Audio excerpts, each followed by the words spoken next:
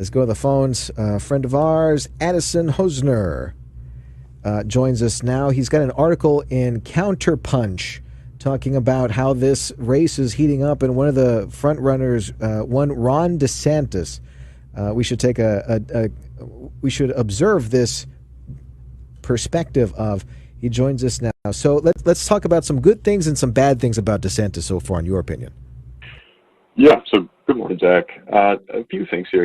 I'm a native Floridian originally. I was born and raised down there, so I feel like I have a good pulse on the community. And I can tell you Ron DeSantis during COVID in particular was beloved by the state. His very hands-off approach, letting people make decisions for themselves, that kind of freedom really endeared himself, and that's why he won his re-election for governor by such a landslide this last time. I think it was something almost like 20 percentage points. It was a demolishing. The issues, though, that are forming for him now in Florida really result from this Disney debacle that he's kind of got himself involved in.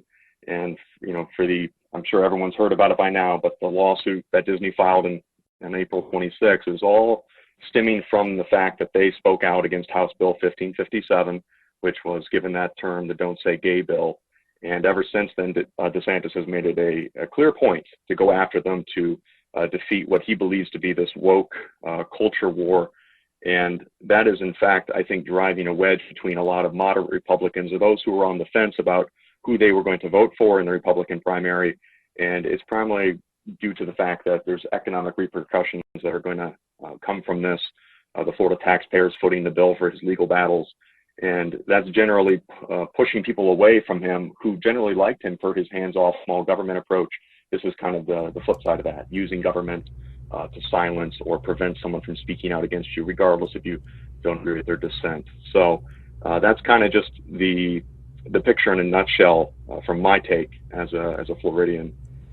That's going to be very interesting in this race, how that dynamic's going to play out, because I know DeSantis is popular within the GOP.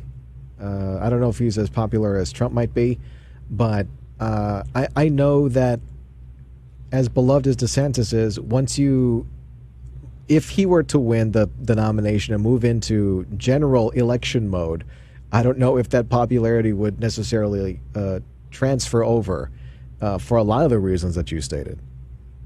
Yeah, and I think you hit it right in the head, Zach. That's something I give a lot of pause to, and have people who support what he's doing with Disney. And there's a lot of people out there who really do enjoy what he's doing, but that's, to me, the base. And they were never in question. Those who are going to vote for DeSantis and those who truly are on board with this and look at it from a strictly positive sense, they were going to likely go with him in the beginning. It's those who are either on the fence from the primary perspective, but I bring up the point that you just made of what happens in a national election. Do people in Nebraska, do people in Nevada, do people in Maine, do they care about this type of thing? Is this something that they want in a presidential candidate from the Republican Party? Or are they looking for something more rooted in, I think, solution-based and providing, what makes conservative principles valuable, what makes it attractive to trying to, as Trump made a big point of, make America great again. He has, I think, DeSantis is calling it Make America Florida. Well, I'm not sure if people in Nebraska or Maine truly want their states to become Florida. And while I know we have a lot of great things, a lot of it is rooted in tourism. And, if you just take a look at this from a government official standpoint, you have a government official elected going after a company that generates, for Florida, their tourism industry is the lifeblood, about $102 billion in tourism money every year. And Walt Disney World in Orlando is responsible for about $75 billion of that, just, ancillary as well as direct. So, you have a government official going after their number one driver for economic prosperity and their number one market in tourism.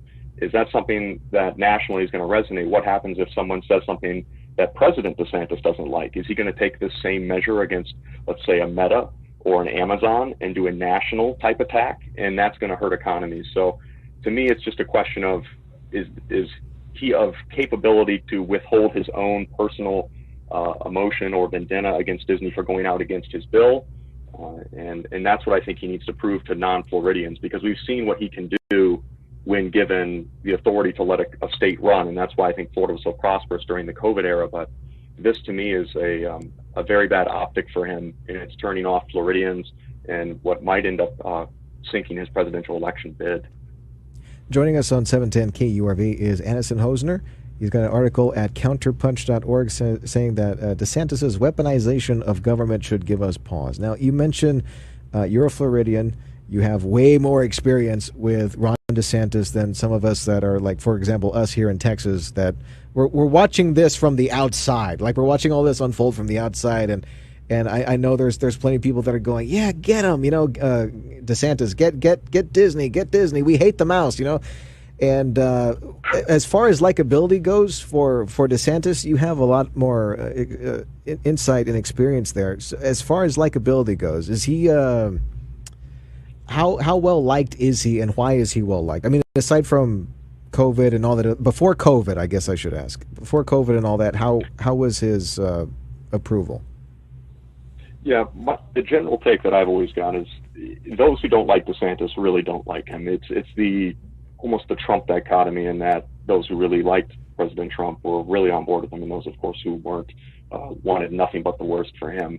It's similar to that, but light. And I almost feel that is the comparison that DeSantis wants the least, because that is what I've heard a lot.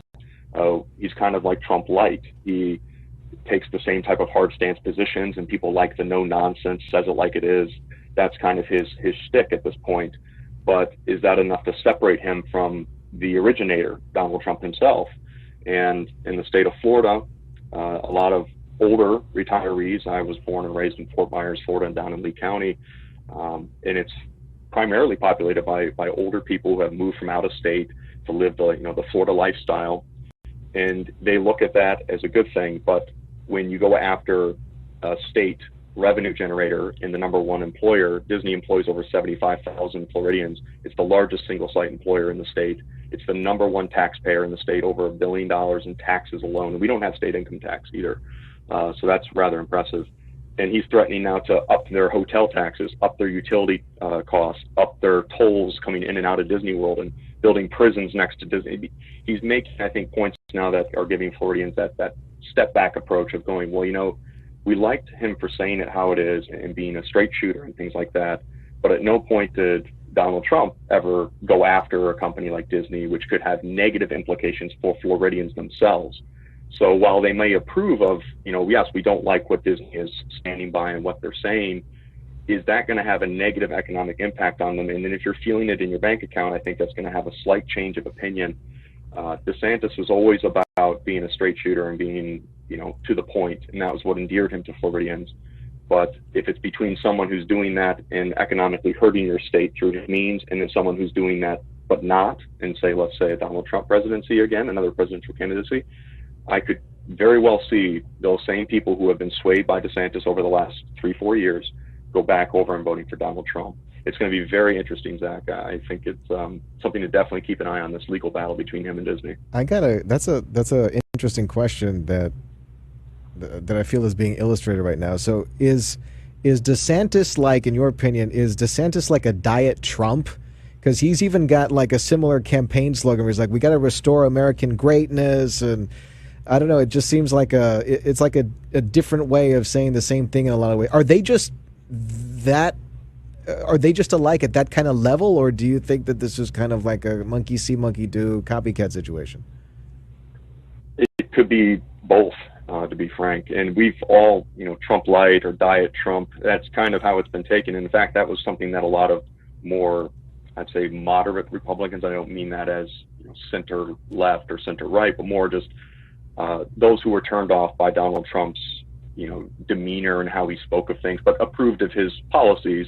They liked DeSantis because he was less abrasive.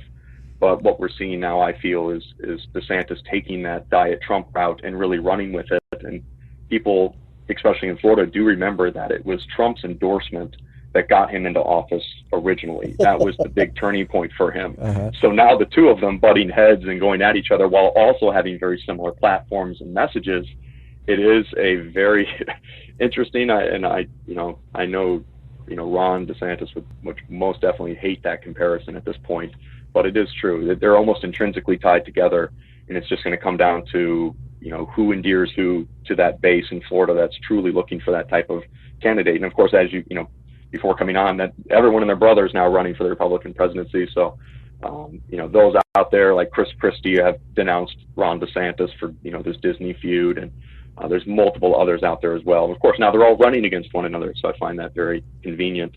But we'll see how it plays out. Florida, I still think, is in play for DeSantis, but I really would advise, I'm not his advisor, but his team should take a long pause about using government as a retaliation to free speech, especially when you're running for the seat of the party of small government. I think it's rather, hypocritical to an extent to use government to silence dissent. I don't think that's something that Reagan would have really approved of, or really anyone from the former Republican Party at its height. So I don't know if that's going to be a winning strategy for him, but I do know he does still have his fans, yep, especially in Florida. Yeah, you're not wrong. You're not wrong about a lot of stuff here. Hey, thanks a lot for your time here today. Addison Hosner, check out the article from counterpunch.org. DeSantis' weaponization of government should give us pause. This is News Talk 710 KURV.